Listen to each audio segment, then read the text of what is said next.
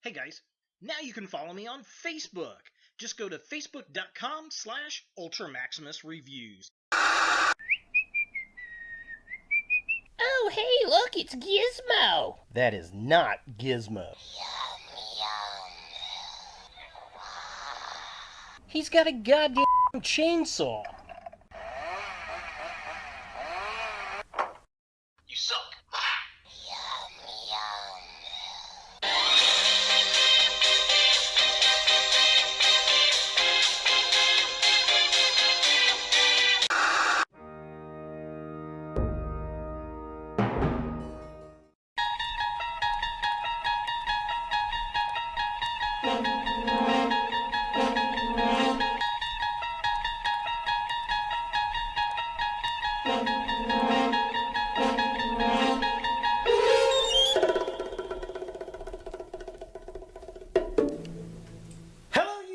Ultra Maximus back with another 31 horror toys in 31 days! And today we're going to take a look at another NECA figure. It's Gremlins Ultimate Stripe.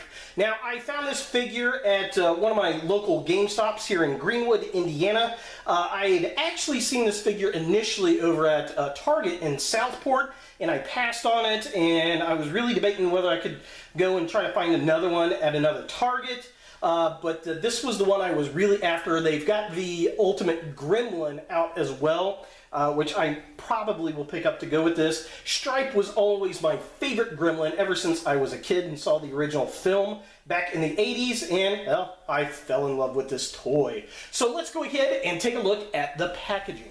So here we have the Ultimate Stripe in the packaging, and I'm liking it. It's got one of the movie posters. In fact, this is the movie poster for the film, or one of them, the main one that I remember. It says, we're here. I see it's scratching out, what does it say? Cute, clever, mischievous, intelligent, dangerous. And then it's got the Gremlins Ultimate Stripe. We got Stripe here popping out of the poster. Gizmo in the little box. And then, let's see if, can you see it on the, it's kind of hard to see, but if you look at the button on this poster, the button actually has the emblem logo as the Blue Jeans logo. It's a little Easter egg if you never knew. But I definitely like this look, very cool, and then it says Gremlins at the top side of the package. It says Gremlins, and guess what? It says Gremlins on that side of the package, and just kind of a quick close-up of the box itself. Very cool. If you've got the movie poster, then you've seen it. So yeah, there's that. Back of the package right here. Very fun. It's got popcorn all over the place, some movie reels. Whoa, and I'm moving the box around. It's got a write-up here, and it's got the figure itself in a few different poses with all the different accessories. We get a chainsaw, we get the saw blade. Looks like he's got 3D glasses, maybe, and then he's got a skateboard. But yeah, very, very cool. So just kind of a close-up. If you want to pause and read that, you are more than welcome to. And then, yeah, so here's all the little different film scenes. Very cute, very cool. Popcorn everywhere. So yeah, definitely dig that. The other cool thing about these boxes that I really like, you could open it up and see the actual figure. So if you wanted to, you could display it in this case here. And then it's got some nice artwork right here of Stripe.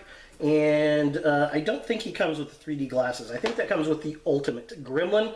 But what I really love about this, he's got the fuzzy mohawk, which is very, very nice. So just kind of a close-up. The artwork right there, very cool. I like how he's coming out of that mist.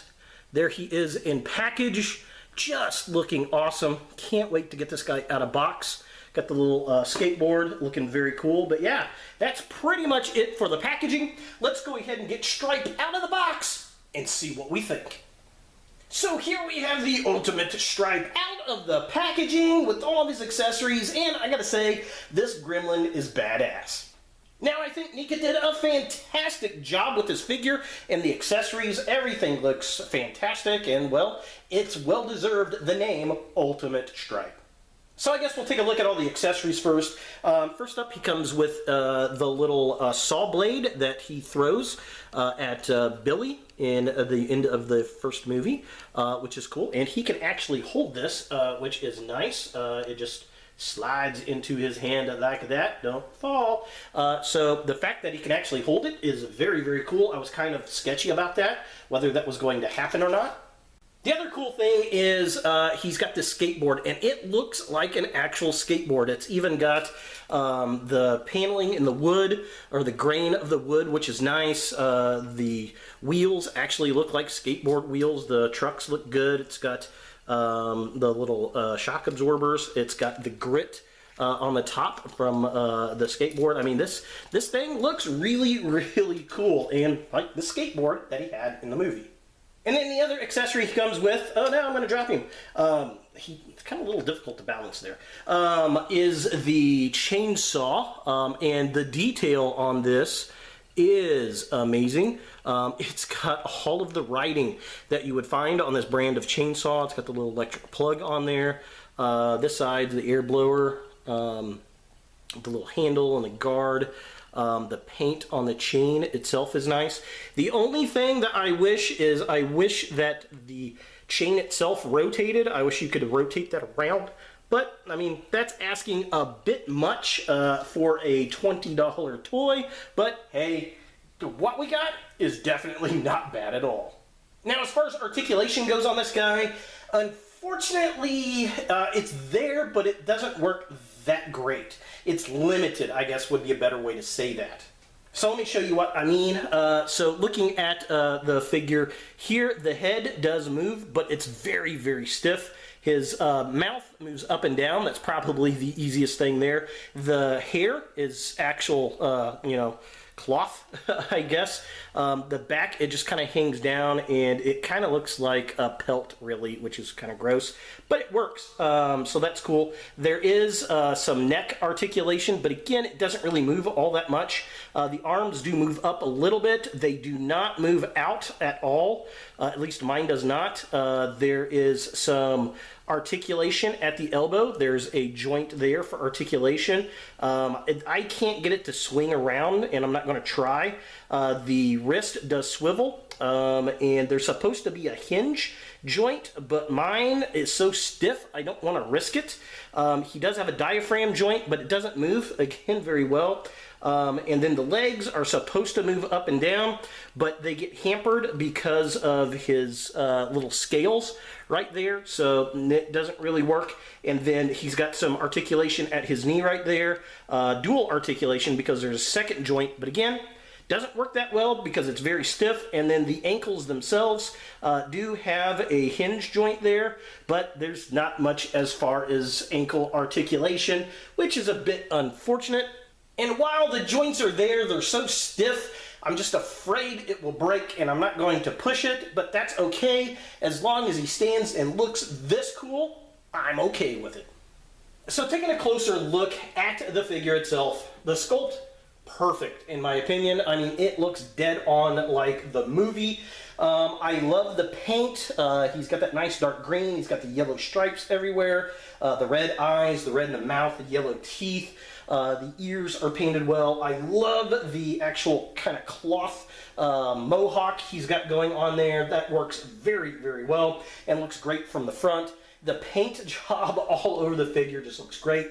There's yellows, there's oranges, there's greens, very reptilian looking. The detail in the skin is amazeballs. I mean, they just went out on this figure, and it really makes me want to go and get the ultimate Gremlin figure to go with him. In fact, it makes me want to get a handful of them to have a whole squad of Gremlins. Now, looking at the midsection of the figure, again, sculpt is great, paint is awesome.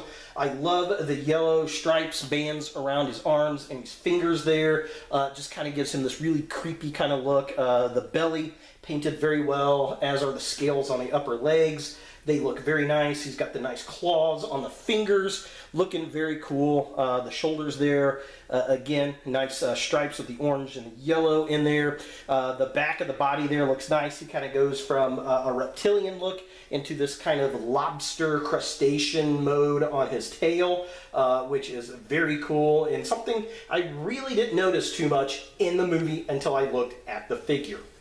And finally, taking a look at the legs themselves. Again, looks nice. He's got the little horns on the back of the calves. He's got that little lobster tail going on there. The fact that they painted under his feet the yellow patches, very cool. I definitely dig that. Beautiful attention to detail. He's got the little black nails that, what I liked about the nails, they're a glossy black on the fingertips and the toes there, and giving the reptilian skin a very dark, dull, flat green. I mean, it just makes it look so movie realistic. For comparison, here we have the ultimate stripe with the Diamond Select Demon Dog from Ghostbusters. Or is it a terror dog? I can't remember. Whatever his name is, Zool. So, looking side by side, these things look great.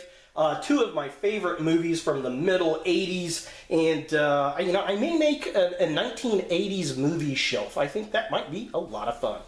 So is the ultimate stripe from Gremlins by NECA something that you want in your Gremlins collection?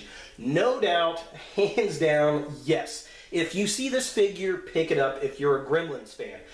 It retails for about $20 to $25. I paid $24.99 at my local GameStop. I've seen it at Target for as low as $20. I have seen it up to about $30. Even if you pay $30, if that's the only way you can get it because it's awesome. Now, I will say that the joints are a little bit disappointing as far as not getting all that motion out of them. However, they're nice and stiff, and I don't feel like they're going to weaken over time, but they could break if you force them, so be aware of that. This is definitely something to get and pose up on the shelf. So there he is, the ultimate stripe for 31 horror toys in 31 days! Hey guys, thanks for watching. If you like this video, thumbs it up. If you hate this video, thumbs it down. To watch more Ultra Maximus, click on the links to the right. Don't forget to subscribe and share, like us on Facebook, and look for more videos in the future.